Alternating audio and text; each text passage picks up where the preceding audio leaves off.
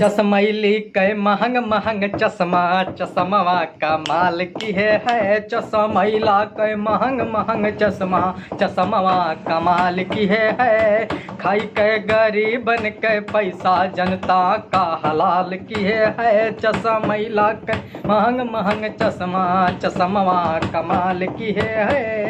यही रे चश्मवा के सोने के डढ़िया लेंस लगावत ही बढ़िया बढ़िया।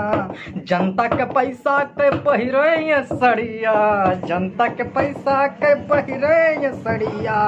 लगाई के लेंस नीला नीला चश्मैला हिलाए ही जिला। लगाई के लेंस नीला नीला चश्मैला हिलाए ही जिला।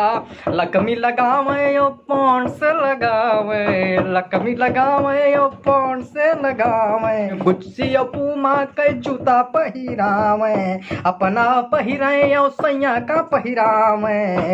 जनता का यह मुद्दा से भटकावे एक से एक रोज चश्मा लगावे।